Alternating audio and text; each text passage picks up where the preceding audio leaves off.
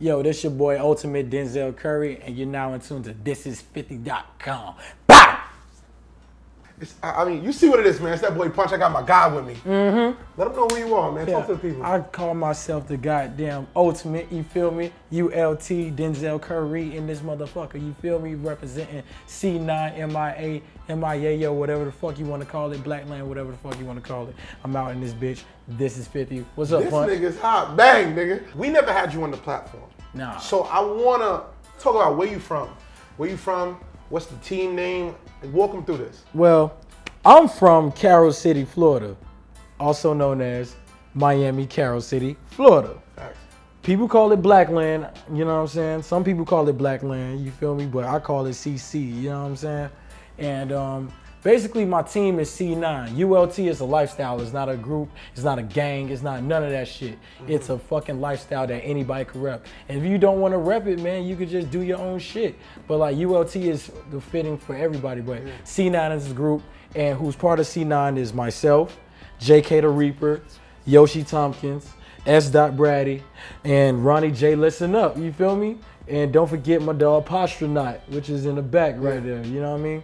So yeah, that's my team, that's my gang, and then we're affiliated with other people that help me compose my albums, which also include Posh Gang and 12lin, because those are my homies as well, and Young Simi, you feel me? That's my homie, and like these are the people I work with on a daily basis. The dopest shit that you said on an interview, you know, we running through shit. You go, I mean, we could reach out to a lot of people, but I like to just keep it with the people I started with. Mm-hmm. You just rattled off, I guarantee, if they don't know you, they don't know those other 8. You get what I'm saying? What gives you the confidence to be like, I'm riding with my dogs, that's it? Because my old boy, which is my father, my daddy drilled loyalty, you feel what I'm saying? Mm-hmm. Like, he drilled in loyalty since I was a jit, you feel me? If that's your dog, you gonna ride for your dog. If he in the wrong, you let your homeboy know he in the wrong. Yeah. So I let my niggas know, like, bruh, if we gonna eat, it's not just gonna be me eating, cause I wanna see all y'all succeed if you my homeboy, you know what I'm saying? That's what it is. See, when you say shit, it make me jump around.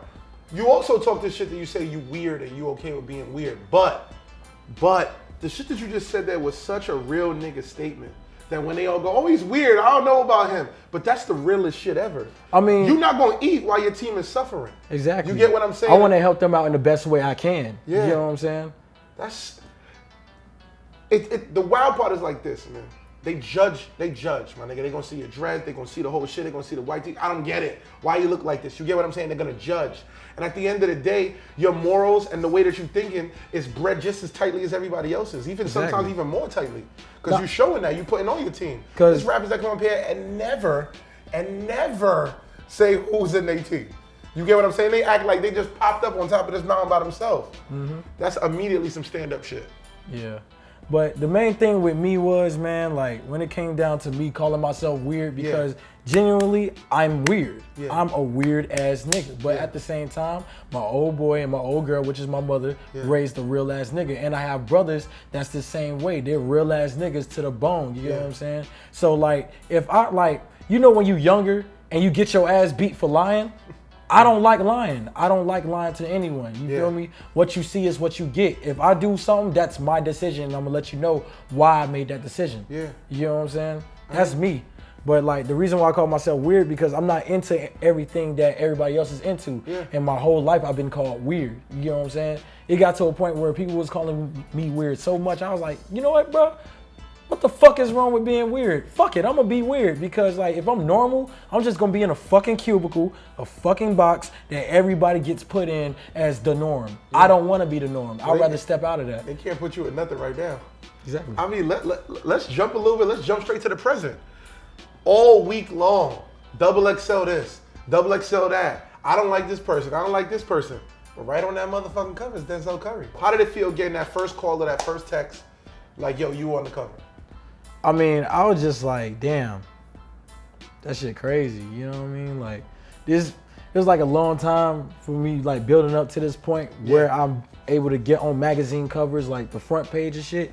And that shit is just crazy. It's a blessing that that's happening. You know what I mean? Yeah. But at the same time, sometimes I don't really care about that shit because what I really care about is the music. You know what I'm saying? Like, I'm gonna get press and covers and all that shit all day. I could get that.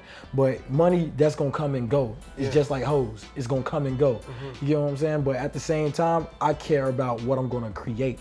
My creation is what's gonna keep me here at the end of the day. It's not the cover, it's not anything else, but the fact that I'm on the cover is a blessing, but I know the cover doesn't make me. My music and who I am makes me. Did it drive you at all? Because let's be real.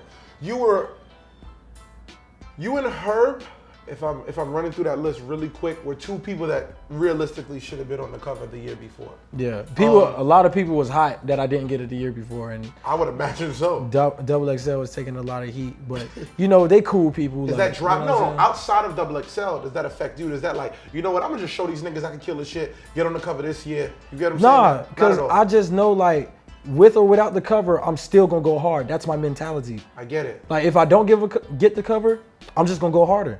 Facts. That's it. Yeah. Like whatever I don't get, even if it's in the future and I'm at the Grammys and I don't win a Grammy, what you think I'm gonna do? Am I gonna pout about it or am I gonna do something about it? I'd rather do something about it. That fucking Grammy. Exactly. I ain't mad at you. Yo, sonically, did you know any of the artists that was on that cover? I mean, you know them, but did you know any of them? I mean, I met Uzi a year before. You know, me and Yachty met this year before the cover. Kodak, I met him that day. Herb, I met him like 2 years ago. You got Ross on this. So now you got one of the OGs standing by you. So while everybody is like, I don't know about that, now Ross standing by you. How does that feel? Did it feel like now they starting to, I feel solidified? Like, I mean, I always felt like I was solidified, but that really just put the stamp on like, yeah, this is some Miami shit. Yeah. But at the same time, I came in as my own leader. He came in as his own leader. We both had a common ground, and that's how it went down. I get it. And I respect him, he respects me, and that's what it is, because we're from the same city. And I always gonna give respect to that dude, man. Like, and that's what it is. I seen you perform years ago. You was in New York tearing it up at CMG, you know what I mean? And I'm like, how was your show so elite years ago before, you know what I mean? Like, your fan base was immense. The building was practically sold out. You get what I'm saying? Now, to get a ticket for your shit is like, nearly impossible now. I always been hyper since I was a kid. Always been hyper. Yeah. That energy always been in me. Yeah. It's just that I knew how to harness that energy now that I'm older. When I was younger, I was just like bouncing off the walls, man. I was like, hey, like going everywhere. Yeah. But nah, I just always had that energy within me. And then when I went on tour with De Niro, which is when you seen us at CMJ, like he was like, hey man, I'm gonna let you know right now. Yeah, you went on tour with the Underachievers. Shout out to y'all boys, shout out to the Underachievers. Yeah, but like I'm gonna really build your mind, your body and shit. And then that's when I went on that tour. I was working out every day, I was reading, and like I knew how to like harness that energy, you feel me? Yeah. It took years because I had to mature a little bit to harness the little bit I had. But over the years, it helped me cope with being hyper, and I knew how to turn on the hyperness and turn it off. And that's how I do it at shows. And when I do shows, I just turn into a whole different persona. I seen that you got a record talking about yams. You know what I mean? Well, you mention it too. What's the connection? Do you have a connection with ASAP at all? Yeah, actually we do. Like, I mean, I'm gonna just give you a brief history because I'm pretty sure like fans don't know. Like, remember when ASAP came out with the first tape, Live Love ASAP? Before Space Goes Perp. Yeah. Space. Yeah. Space Goes Perp and I are from the same. You know, we both from Miami. You know what I'm saying? And Perp was up here working with him, and I was holding it down in Miami while Perp was up here. Yeah. And the whole thing, the whole relationship, it was about the bubble, and then that beef happened. And when that beef happened, it just like this side is this side, this side is this side. And I never wanted to be in that shit because I was in high school when all this shit was happening. Yeah, I was about to say, remind them how old you were. You I was like 16 yeah. when the whole beef happened, and I was like, damn, I'm 16, I'm doing raps, and I'm already caught up in some beef shit. Like, this shit is fucking gnarly, dog. Like, it's crazy. Thinking back on it, it's just like, dog, that was a real ass beef that happened. Yeah. You know what I'm saying? And the connection between us and them, like when Raider Clan got blackballed and everything, and I separated myself, and did what I had to do. I did a pilgrimage here when I was like just working with everybody, you know what I'm saying? And then I met, you know, the underachievers when we did Boiler Room and shit. And I met De Niro when we did Boiler Room and shit. Oh, okay, and Dylan Cooper. I met him at that same Boiler Room. I get it. And at the same time, and I was just like, bro, like, it's not really bad out here. And I was telling them, like, telling my booking agent, like, most of the guys that was in Raider Clan at that time aren't bad people.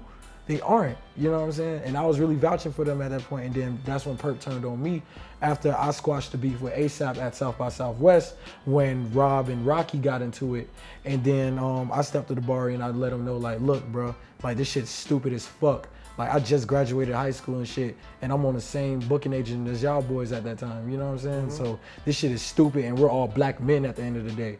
So why the fuck are we beefing? This shit is stupid, dog. Like, this shit's all the way dumb.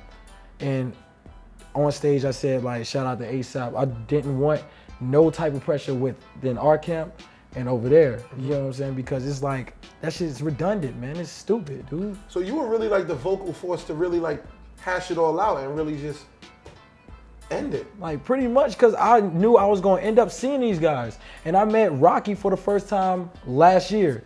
And when me and him met, it was love. You feel me? Like, it was love. Like, it was no Anna, nothing like that.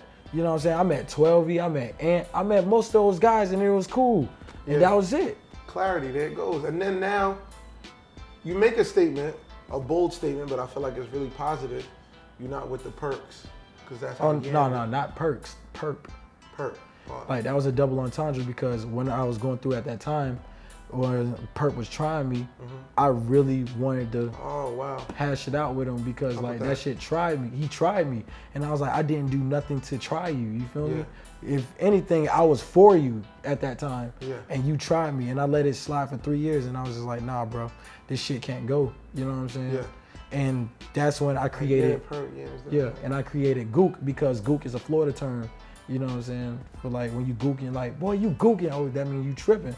You know what I'm saying? Oh, he a gook, that means he a spaz or odd or whatever, you know what I mean? But like, when I made Gook, and I was like, this is a term for weird, like how we was talking about I don't mind being weird. So I was like, fuck it, I'm a Gook. If you keep calling me a Gook, what you think I'm gonna think I am? But I'm gonna show you how real I am, you know what I'm saying, at the same time. And then I was like, I don't fuck with Perp. That's the only reason Yams died. And ASAP Yams did die. From Perp. Exactly. Yeah, I get it.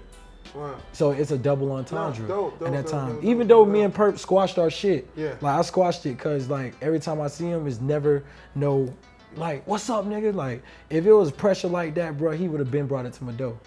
You know what I'm saying? That shit's dumb. Like, I moved on. I said what I had to say, and I moved on. So let's just dig straight into Imperial. You get what I'm saying? The body of work is extremely impressive. It's the sonic range of it is so wide. You get what I'm saying? The records don't sound like, track 2 don't sound like 3, 3 don't sound like 4, 4 don't sound like 5. You get what I'm saying? It's an amazing project. I guess talk us through, if they never heard anything, what's the standout record you wish that they'd listen to first? This Life. This Life has to be the standout record they can listen to, because if you know my music is always like yelling and shit, fast flow and shit, but like This Life was when I was genuinely sad about something, you know what I mean? Because I lost my baby, you feel me? I lost my girl, you know what I mean?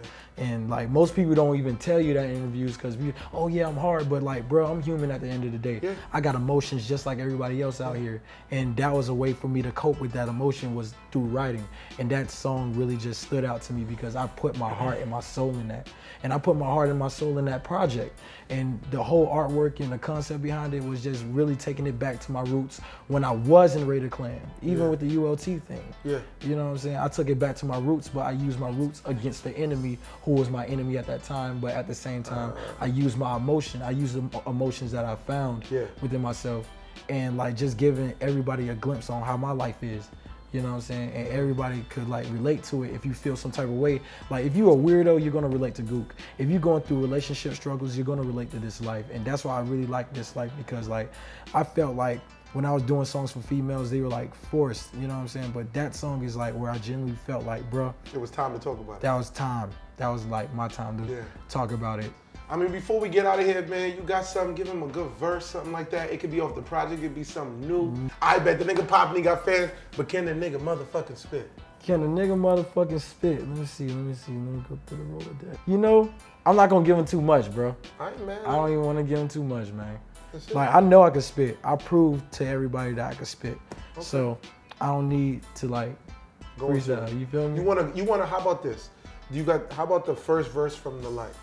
You get what I'm saying? The first verse? Yeah. That's singing, man. That's okay. singing. See, there you go. I was reaching. I was trying to get you something. But I ain't mad at it. Nah, but it's all I want is everybody just listen to Imperial. If you don't like it, you don't gotta fuck with it no more. Like, it's not really, you know what I'm saying? But if you fuck with it, just fuck with me, bro. And I'll fuck with you, genuinely, straight up. It's a real nigga, man.